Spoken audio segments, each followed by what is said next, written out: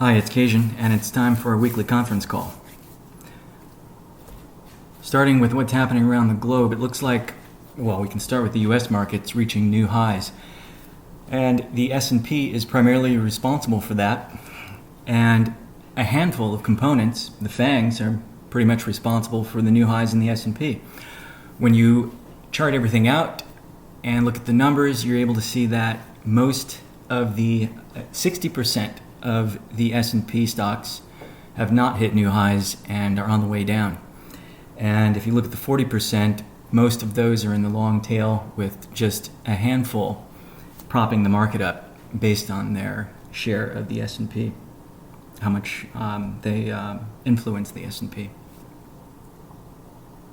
Unemployment continues to increase, with over 1.1 million last Thursday, and that does not mean that the outlook is not great for everyone.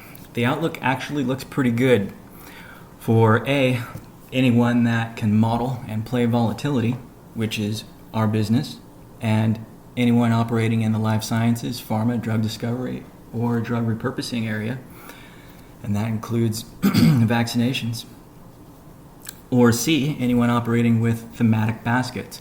We know that thematic investing and thematic ETFs are of great interest right now.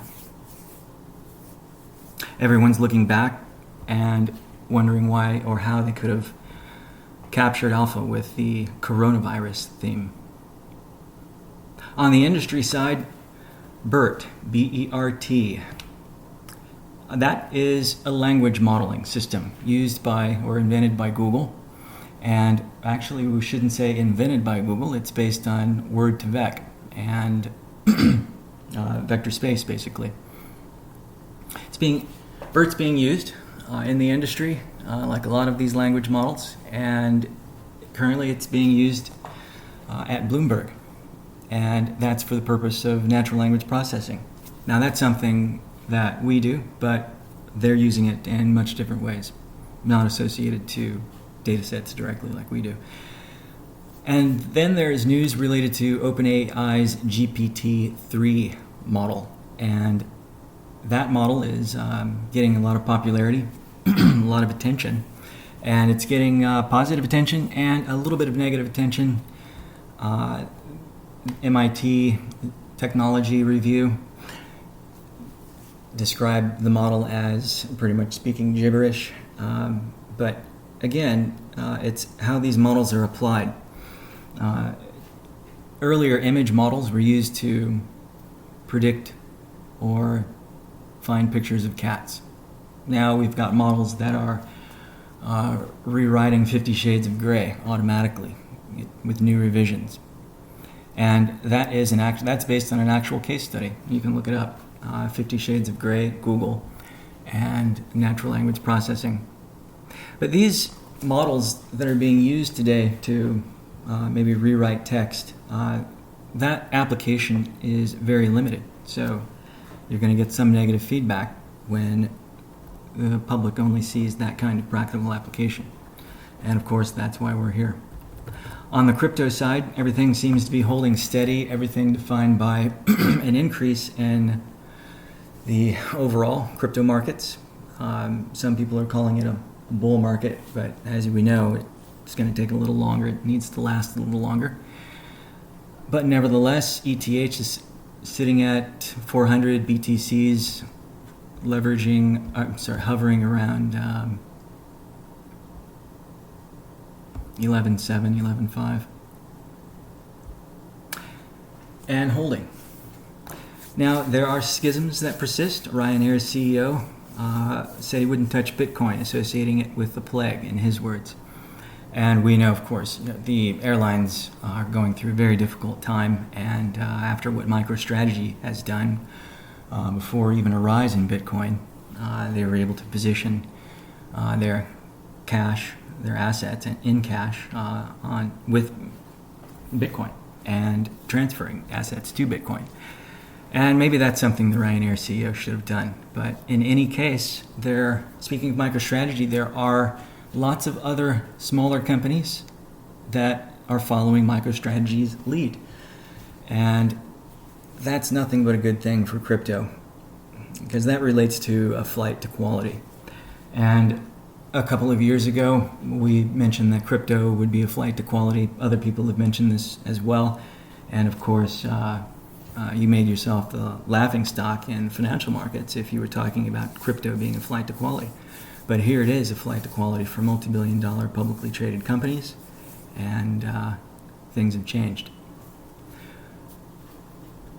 Moving on to engineering and product, we've got a lot of customer engineering happening, and that relates to placing a data set into the hands of a customer and a data set configuration, and then receiving feedback and either going back and choosing new data sources, new distance calculations, new models, new ensembles, and then optimizing.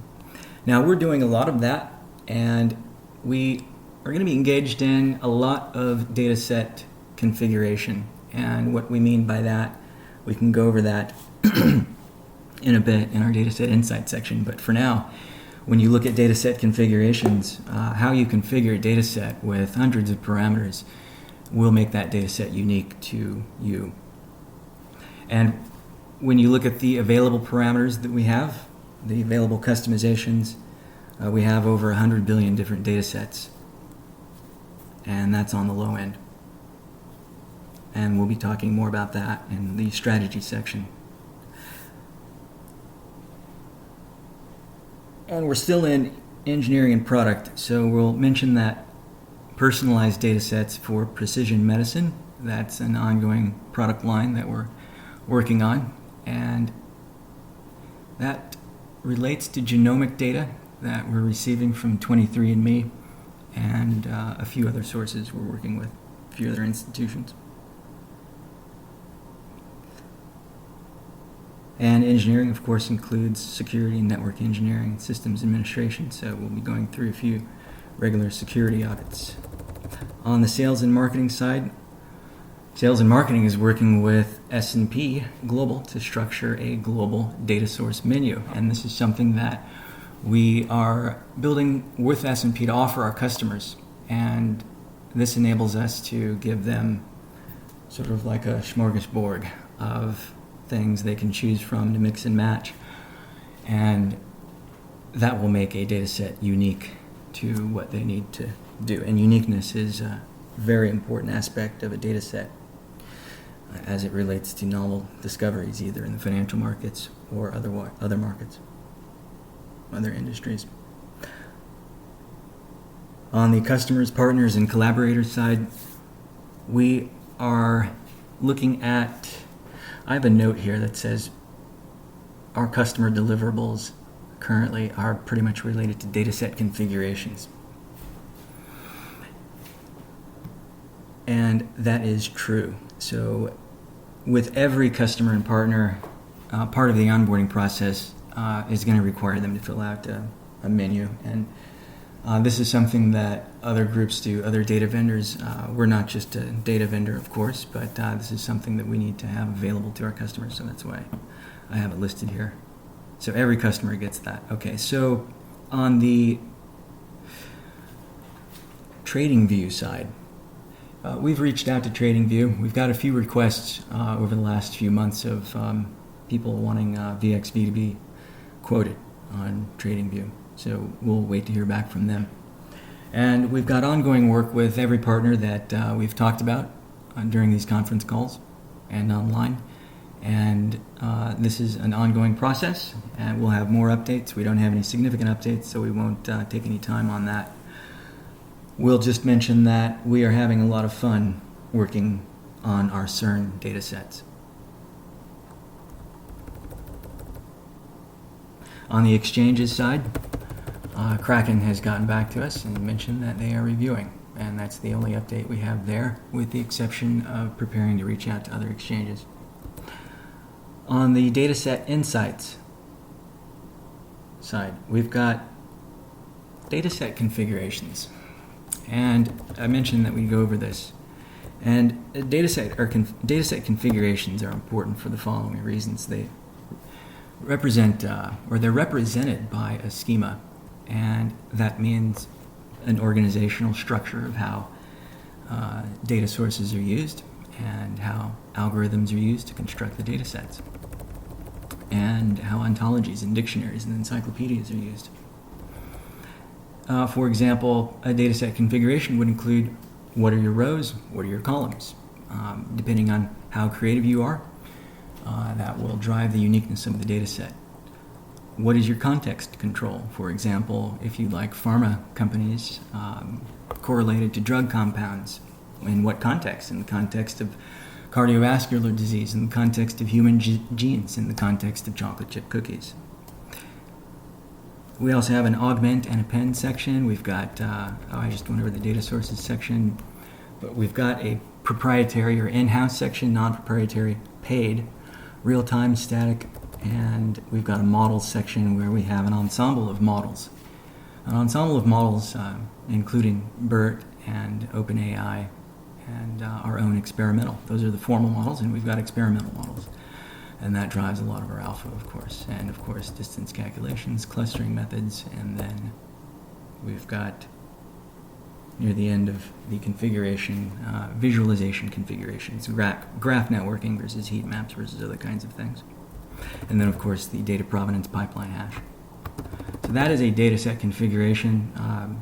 We have, let's just say that is the tip of the iceberg with a data set configuration. There's a lot of other parameters that are tuned to achieve a signal.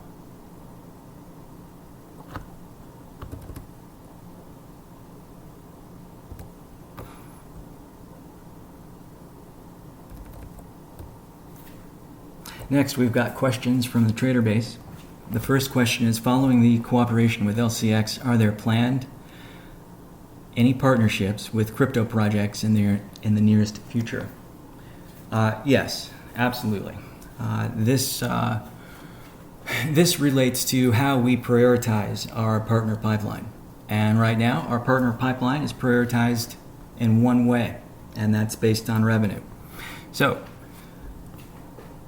whichever customer represents the quickest path to revenue for us, that customer will be prioritized. How much revenue also matters.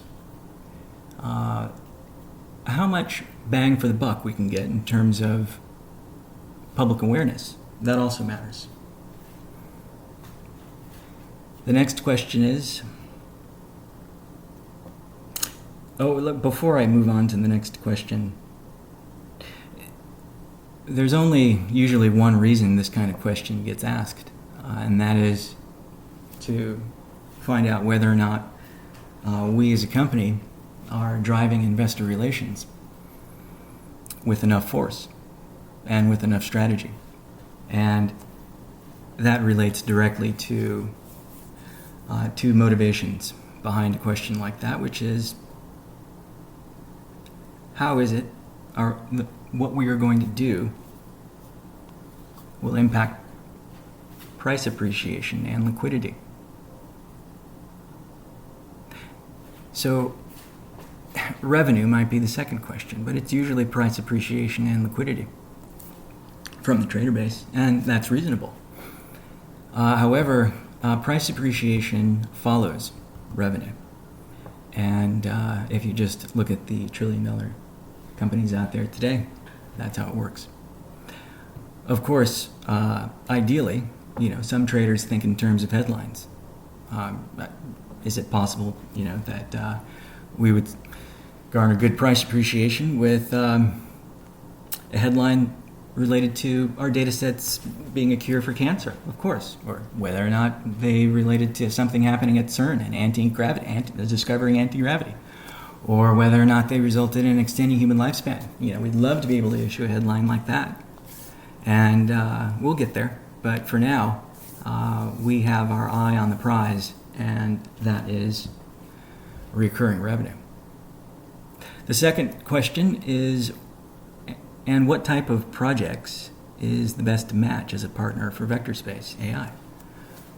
Well, I think we just answered that.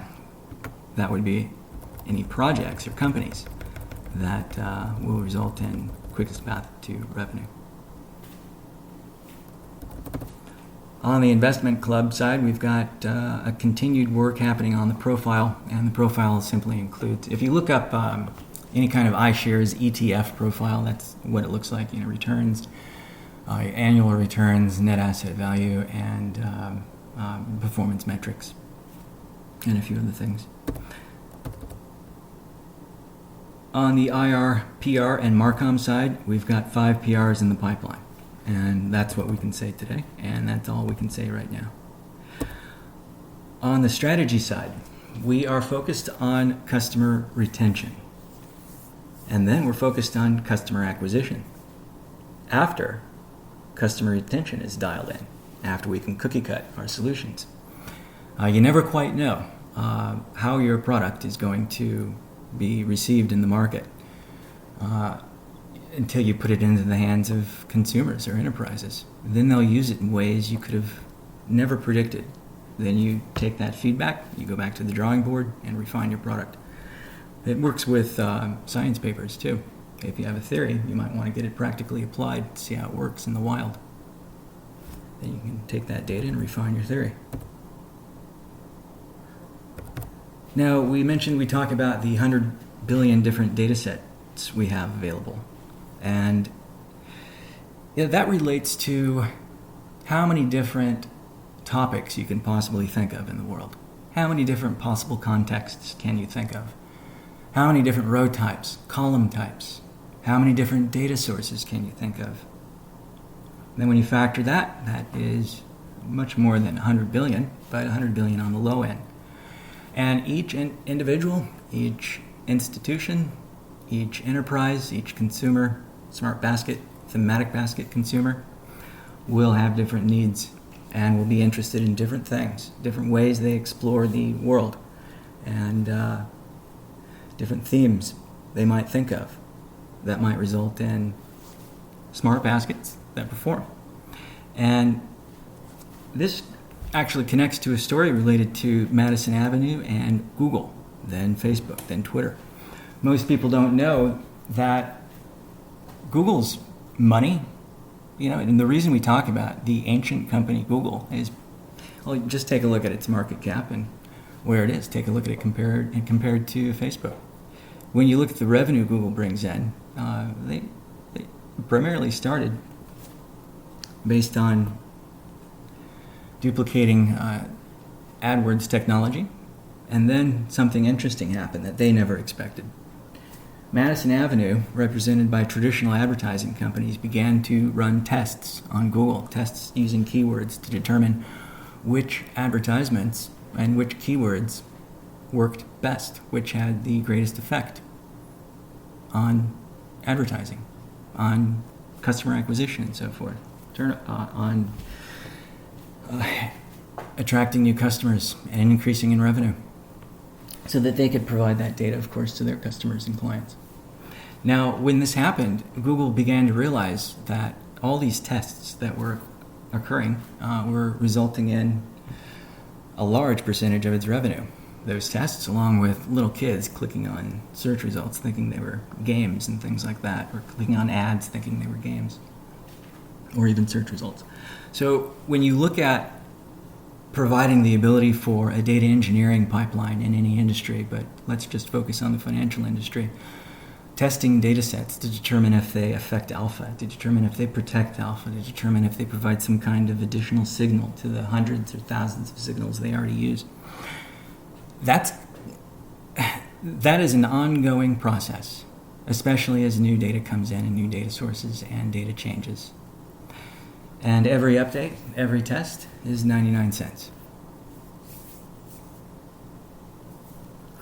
This also relates to a dataset design challenge, and we have a published article related to the dataset design challenge. It's titled Making Money Building Datasets, Designing Datasets. And we'll be publishing that in just a day or so. It is a challenge, and it includes contest winnings, but it also includes something far more important, much more like the golden goose, and that is the ability to lease a data set, the ability to design it and then lease it to any industry. If you designed a data set and it is a high value data set and it is making a company millions of dollars, then you will take part in that profit by a lease of that data set or a license. So we're working the details out on this. It is a way for any individual or company to make a little extra money on the side. And lastly, we've initiated a dialogue with Snowflake, and as we know, Snowflake is IPOing. They are a data distribution company, cloud services company, and a few other things. They are interested in distributing our data sets, and we look forward to signing a data set distribution agreement with them. This has been a pre-recorded call. If you have any questions, feel free to send them online. Otherwise, thanks for joining, and I'll see you online. Bye-bye.